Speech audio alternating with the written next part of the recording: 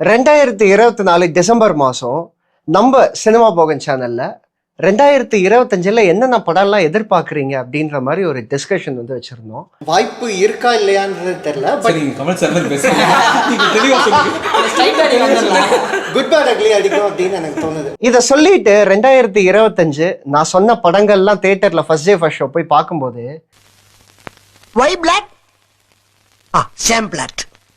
ஐயோ அதை ஏன் கேட்குறீங்க, ஒவ்வொரு படமும் முத்தான படங்கள். ஸோ அந்த திரைப்படம் எல்லாம் தியேட்டரில் ஃபர்ஸ்ட் டே ஃபர்ஸ்ட் ஷோ பார்த்து வெந்து நொந்து நூடுல்ஸ் ஆகி மன வேதனை பல விஷயங்கள் உள்ளுக்குள்ளே இருக்கு. அதை எல்லாத்தையும் தேக்கி வச்சிருக்க அந்த மன குமுறல்களை சொல்லறது தான் இந்த வீடியோ. தமிழ் சினிமாவை ஃப்ளிப் பண்ணி அடுத்த கட்டத்துக்கு கொண்டு போகும்னு எதிர்பார்க்கப்பட்ட திரைப்படங்கள் நம்மளை தியேட்டரில் எப்படியெல்லாம் வச்சு செஞ்சது அப்படிங்கிறத நான் புலம்ப போகிறேன். இந்த வீடியோ பார்த்து நீங்களும் கமெண்ட்ல வந்து புலம்புங்க. வெல்கம் டு சினிமா போகன், நான் உங்கள் தேவா.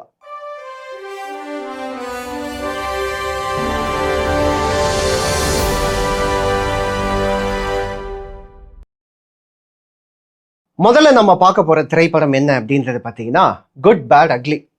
குட் பேட் அக்லி திரைப்படம் என்ன, நான் ஒரு பயங்கர எபிக் மாஸ்டர் பீஸ் திரைப்படமா எதிர்பார்த்தேன் அப்படின்றது கேட்டா ரொம்ப சிம்பிளான ஒரு திரைப்படமா தான் கேட்டேன். ஆக்சுவலா அவரோட முந்தைய ஃபிலிம் மார்க் ஆண்டனி மாதிரி ஒரு வேர்ல்டை கிரியேட் பண்ணி கொடுத்தா கூட ஒரு என்ஜாயபிள் ஃபிலிமா இருந்திருக்கும் Good Bad Ugly. So Good Bad Ugly திரைப்படம் நிறைய பேர் என்ன சொல்லுவாங்கன்னா தியேட்டர்ல பயங்கர என்டர்டெய்னிங்கா இருந்தது அப்படின்னு. நான் சேலஞ்ச் பண்றேன், நீ உட்காந்து ரீவாட்ச் பண்ணுவியா அந்த படத்தை? ஸோ குட் பேட் அக்லி திரைப்படம் அப்படிங்கிறது அது திரைப்படம் கிடையாது, அஜித் சாரோட மேஷப். இந்த வருஷம் அவரோட பிறந்த நாள் வரும்போது இந்த யூடியூப் சேனல்லாம் மேஷப் பிடிப்பாங்க இல்லையா, தீம் மியூசிக் எல்லாம் வச்சு, அந்த மாதிரி ஒரு மேஷப் வீடியோ தான் வந்து குட் பேட் அக்லி. அது வந்து ஒரு திரைப்படம் அப்படிங்கிறது வந்து என்னால் ஏற்றுக்கவே முடியல இப்போ வரைக்கும். ஸோ குட் பேட் அக்லி திரைப்படம் என்னை பொறுத்தவரை த மோஸ்ட் டிசப்பாயிண்டட் ஃபிலிம். நான் மாஸ்டர் பீஸ் எதிர்பார்க்கல, ஆனால் ஒரு திரைப்படம் எதிர்பார்த்தேன். ஆனால் எனக்கு கிடைச்சது ஒரு மேஷப். அடுத்து யாரை பற்றி பார்க்க போகிறோம் அப்படின்றது இந்நேரம் கெஸ் பண்ணியிருப்பீங்க, விண்வெளி நாயகர். என்னோட ஃபேவரட் வந்து ரெண்டு படங்கள் தான், ஒன்று கூலி, இன்னொன்று வந்து தக் லைஃப். இது ரெண்டுத்துல கண்டிப்பாக ஒரு படம் வந்து அந்த 1000 கோடி. என்ன பொறுத்தவரை தக் லைஃப் தான் எனக்கு தெரிஞ்சு. அது ஆல்மோஸ்ட் பெரிய டைரக்டர், பெரிய ஹீரோ, கதை ஓரளவுக்கு இருந்தால் போதும், கண்டிப்பாக எனக்கு தெரிஞ்சு கவர் பண்ணிடும்னு நினைக்கிறேன். விண்வெளி நாயகன் தக் லைஃப் திரைப்படம் அப்படிங்கிறது நம்மளை எந்த அளவுக்கு எதிர்பார்ப்பை ஏற்றி விட்டு நம்ம மூஞ்சியில் அடிச்சா என்ன இருக்குமோ அந்த மாதிரி ஒரு திரைப்படம் தான். ஸோ தக் லைஃப் திரைப்படம் கண்டிப்பாக ஒரு மிகப்பெரிய எதிர்பார்ப்புங்கிறது இருக்கதான் செய்யும். ஏன்னா அவங்க ஃபர்ஸ்ட் லுக் டீசர்லயே பார்த்தீங்கன்னா யாக்குசான்னாங்க, என்னென்னவோ சொன்னாங்க. சத்யவேல் நாயகன், கிரிமினல், குண்டா, யாக்குசாக்கும் காயல்பட்டினத்துக்கு என்ன சம்பந்தம்? ஓஹோ, அது ஒரு வரலாறு இருக்கும் போல அப்படின்ற மாதிரிலாம் நானும் நினைச்சேன். ஸோ தக் லைஃப் திரைப்படம் வேற ஒரு அடுத்த கட்டத்துக்கு கொண்டு போக போகுது அப்படின்ற மாதிரி நினைச்சேன். ஆனா எந்த ஒரு திரைப்படத்துக்கும் பழைய படத்தை ரெஃபர் பண்ணும்போதே லைட்டா சுதாரிச்சுக்கணும் இனிமே. ஏன்னா தக் லைஃபுக்கும் பார்த்தீங்கன்னா நாயகனை விட டபுள் மடங்கு இருக்கும் அப்படின்ற மாதிரி வந்து சொன்னாங்க. அப்பயே லைட்டா பொறி தட்டுச்சு. இருந்தாலும் தியேட்டருக்கு போனோம் பார்த்தீங்களா, என்னைய சொல்லும். தக் லைஃப் திரைப்படம் இவ்வளோ பெரிய எதிர்பார்ப்புக்கு மத்தியில யாரும் எதிர்பார்க்காத அளவு இவ்வளோ மோசமான திரைப்படமா ஆகும்னு சத்தியமா யாருமே எதிர்பார்க்கல. ஸோ தக் லைஃப் திரைப்படம் மோசமா இருந்தது கூட எனக்கு பிரச்சனை இல்லைங்க. ஆனா செகண்ட் டே எல்லாம் நெகட்டிவ் ரிவ்யூ வந்தோடனே இன்ஃப்ளூயன்சர்ஸை வச்சு இந்த படம் அவ்வளோ ஒன்றும் மோசம் இல்லையே அப்படின்ட்டு 4-5 இன்ஃப்ளூயன்சர்ஸ் எல்லாம் முட்டை கொடுத்தாங்க. அந்த முட்டைலாம் நினைக்கும் போது தான், ஐயோ ஆண்டவர் திரைப்படம்லாம் எப்படியெல்லாம் பார்த்துருக்காங்க, இவங்கன்னா தக் லைஃபுக்கு முட்டை குத்துன்னு இருக்காங்க அப்படின்ற மாதிரி வந்து தோணுச்சு. ஸோ தக் லைஃப் ஆல சம்பவம் அடுத்து ஒரு பெரிய ஸ்டார் படம் பார்க்க போறோம் அப்படின்னு நீங்க நினைப்பீங்க. அதான் இல்லை, கொஞ்சம் கேப் விட்டு அடுத்ததா பார்ப்போம்.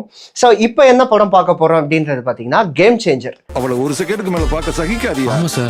ஸோ சங்கர் அவர்களோட டைரக்ஷன்ல ஒரு மிகப்பெரிய எதிர்பார்ப்புல உருவாக்கப்பட்ட படம் தான் அது. அதுல இன்னொரு அடிஷ்னலான எதிர்பார்ப்பு என்ன அப்படின்றது பார்த்தீங்கன்னா அது கார்த்திக் சுப்ராஜ் அவரோட ஸ்கிரிப்ட், அதை வந்து சங்கர் எடுக்க போறாரு அப்படின்ற ஒரு எதிர்பார்ப்பு. ஆல்ரெடி சங்கர் மேல ஒரு சின்ன டிசப்பாயின்மெண்ட் அப்படிங்கிறது இருந்தது இந்தியன் 2ல. ஆனா அந்த டைம் இன்ஃப்ளூயன்சர்ஸ் ஆகட்டும், மீம் கிரியேட்டர்ஸ் ஆகட்டும், எல்லாருமே என்ன மாதிரி ஒரு ப்ரமோட் பண்ணாங்க பார்த்தீங்கன்னா ஷங்கரோட கம்பேக் இந்த திரைப்படமா இருக்கும் அப்படின்ற மாதிரி வந்து சொன்னாங்க. இன்ஃபேக்ட் ப்ரிவியூ ஷோஸ் எல்லாம் பார்த்தவங்க இது ஷங்கருக்கு ஒரு மிகப்பெரிய கம்பேக்கு, ஷங்கர்னா யாருன்னு காட்டிட்டாரா அப்படின்ற மாதிரி நிறைய ரிவ்யூஸ் எல்லாம் வந்துச்சு அந்த டைம். இதை நம்பி நான் கேம் சேஞ்சர் ஃபர்ஸ்ட் ஷோ வேற போனேன். எப்போ ஆன்லைன்ல கம்பேக்குன்னு சொல்றாங்களோ அப்பவே தெரிஞ்சு போச்சு அந்த படம் எப்படி இருக்க போகுது அப்படின்ட்டு. இதுவும் அடுத்த ஹிண்ட். எப்படி பழைய படத்தை ரெஃபர் பண்றாங்களோ அதே மாதிரி ஆன்லைன்ல ப்ரிவ்யூ ஷோ கம்பேக்னு சொல்றது இன்னொரு ஹிண்ட். ஸோ இந்த திரைப்படம் அப்படிங்கிறது சங்கர் அவர்கள் எடுத்தாரா அப்படின்ற ஒரு கேள்வியோடவே இந்த திரைப்படத்தை விட்டு நான் வெளியில வந்தேன். ஏன்னா இந்த திரைப்படம் ஒரு compilation of Shankar movies, Indian, அதுக்கப்புறம் வந்து அந்நியன், இன்னும் சொல்லிட்டே போகலாம். அவர் என்னென்ன படங்கள் அதுல என்னென்ன பாலிடிக்ஸ் எல்லாம் பேசினாரோ எல்லாத்தையும் கலந்தடிச்சு ஒரு திரைப்படம் எடுத்தா அதுதான் வந்து கேம் சேஞ்சர். எதை வேணாலும் மன்னிச்சிருவேன், ஆனா அந்த ஹெலிகாப்டர்ல இருந்து ட்ராக்ல வந்து கயிறை எடுத்தீங்க பாத்தீங்களா, லைஃப்ல மறக்க மாட்டேன். ஸோ இந்த மாதிரி சொல்லிட்டே போல அந்த திரைப்படத்துல இருக்க பிரச்சனைகள். அதே மாதிரி ஒரு பாட்டுக்கு அவ்வளோ பெரிய செலவு. இதை நான் மட்டும் சொல்ல, தில்ராஜ் அவர்களே வந்து ஒரு கம்ப்ளைண்டா வந்து சொல்லியிருந்தாரு. இது எல்லாத்தையும் தாண்டி சமீபத்துல கேம் சேஞ்சர்ல ஒரு பிரச்சனையாச்சு. என்னன்னா எடிட்டர் வந்து ரொம்ப டிசப்பாயிண்டடா பேசியிருந்தாரு. என்னன்னா 6 மணி நேரம் ஃபுட்டேஜ் எடுத்துட்டு வந்து எனக்கு படமா மாத்தி கொடுன்றாரு சங்கர் அப்படின்ற மாதிரி. ஸோ இந்த திரைப்படம் எல்லாரும் எதிர்பார்த்து போனது ஹீரோவோ ஹீரோயின்காகவோ இல்ல வேற லாங்குவேஜ் ஃபிலிம் அப்படின்றது எதுவுமே கிடையாது. Written and directed by Shankar. அதுக்கு வச்சு செஞ்சுட்டாங்க. ஓகே, இப்ப நம்ம திரும்ப நம்ம ஸ்பேஸ்க்குள்ளேயே வருவோம். அடுத்து நம்ம பார்க்க போற படம் கூலி. ஸோ கூலி திரைப்படம் ட்ரெய்லர் வந்தப்ப அவன் தியரி எழுத ஆரம்பிச்சானுங்க. இது வந்து டைம் டிராவலர் சேருன்னானுங்க, ரஜினியை முன்ன பின்னல இருந்து கொண்டு வர போறாங்க அப்படின்னாங்க. இந்த மாதிரி சொல்லிட்டே போனாங்க. முகேஷோட அந்த கூலி அப்படின்ற ஒரு டைட்டில் பார்த்தீங்கன்னா இங்கிலீஷில் பார்த்தீங்கன்னு வச்சுக்கோங்களேன், அது வந்து பார்த்தீங்கன்னா மைட்டோகாண்ட்ரியா மாதிரி இருக்கும். செல்லில் வந்து மைட்டோகாண்ட்ரியா அப்படின்றது ஒரு பவர் ஹவுஸ் ஆஃப் த செல் அப்படின்னு சொல்லுவாங்க. ஸோ பவர் ஹவுஸ் அப்படின்ற ஏதோ ஒரு விஷயம் வந்து பார்த்தீங்கன்னா இந்த கதையில் ரொம்ப பயங்கரமாக ப்ளே ஆக போகுது. கட்சியில பார்த்தா கூலி திரைப்படம் ஒண்ணுமே இல்லை. அது ஒண்ணு இல்ல, கீழே போட்டு ஒரு சயின்டிஸ்ட் சுடுகாடு சேரை வந்து கண்டுபிடிக்கிறாரு, அவ்வளவுதான் கதை.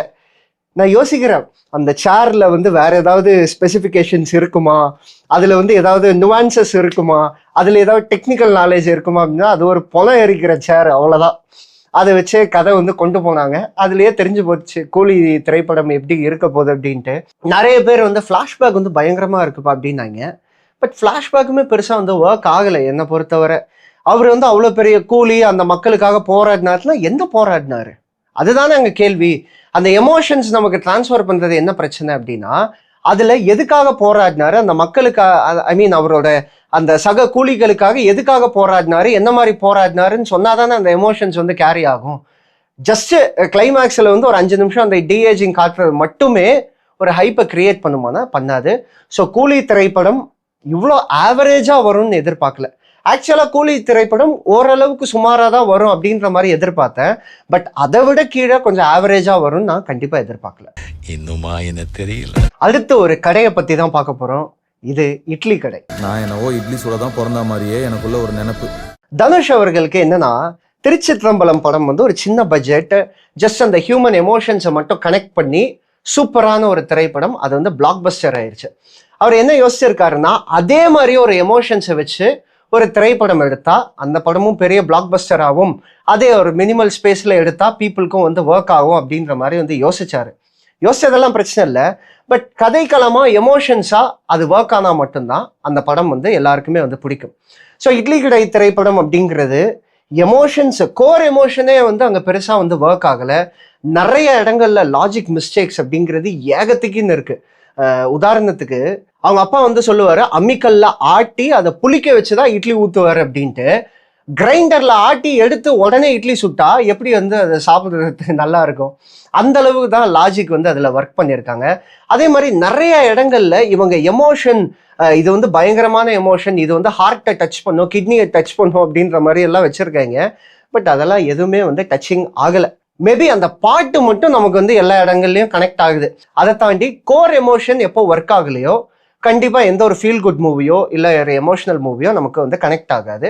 அப்படி ஒரு திரைப்படம் தான் வந்து இட்லி கடை.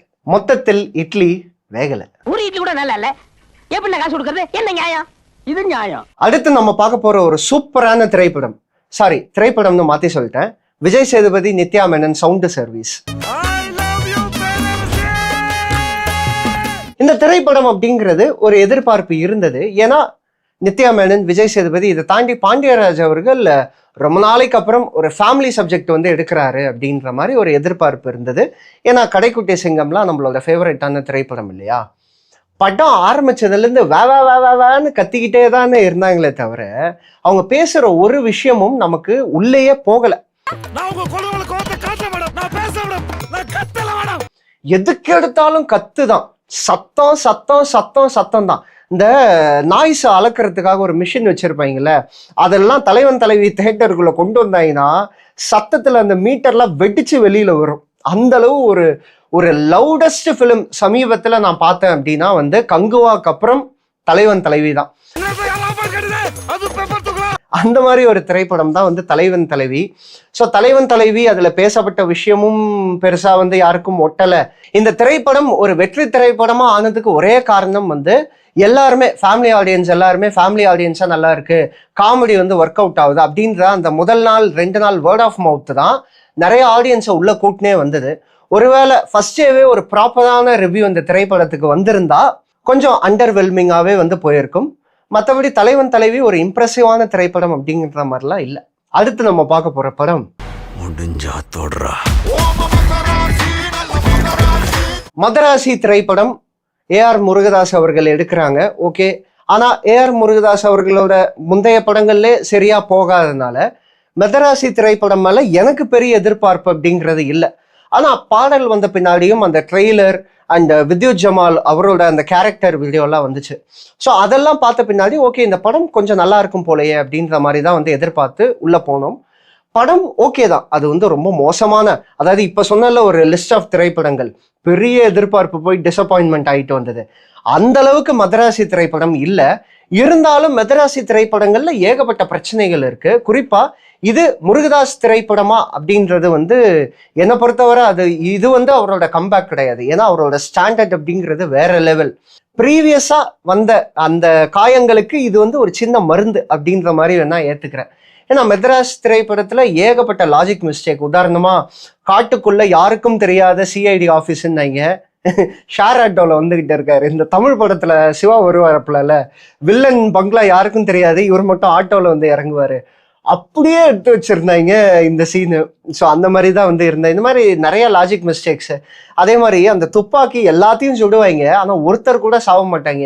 என்னையா துப்பாக்கி பிஸ்னஸ் பண்றீங்க அப்படின்ற மாதிரி தான் இருந்தது. ஸோ மொத்தத்துல மதராசி ஃபிலிம் ரொம்ப வேர்ஸ்டா அப்படின்றத கேட்டிங்கன்னா கிடையாது, ஒரு ஆவரேஜான வாட்ச். பட் எதிர்பார்ப்பு உருவாக்கி அதுல இருந்து கொஞ்சம் கீழே இறங்கிருச்சு. அப்படிதான் நான் மதராசி திரைப்படத்தை வந்து நான் பார்க்குறேன். அடுத்து டூட் திரைப்படம்.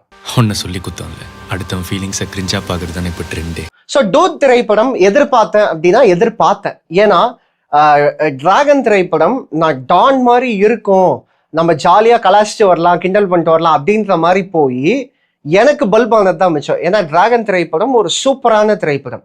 அதே மாதிரி தான் டூடோட ட்ரெய்லரும் வந்து இருந்தது. ஸோ அதே மாதிரி தான் இருக்க போது, நம்ம வந்து பெருசா எதிர்பார்க்க வேண்டாம், உள்ள போய் நல்லா என்டர்டெயின் ஆகிட்டு வருவோம் அப்படின்ற மாதிரி தான் யோசிச்சு போனது. பட் டூட் திரைப்படம் என்டர்டெய்னிங்கான ஃபிலிமா அப்படின்னு கேட்டிங்கன்னா பார்ஷியல் என்டர்டெய்னிங் தான். நிறைய பேர் வந்து என்டர்டெய்னிங்காக இருந்தால் போதுமே, கருத்து என்ன சொன்னா என்ன அப்படின்ற மாதிரி வந்து சொல்லுவாங்க. பட் டூட் திரைப்படம் என்டர்டெய்னிங்காகவுமே இல்லை. ஏன்னா செகண்ட் ஹாஃப்லாம் வெறுப்பின் உச்சமா இருந்தது படம்.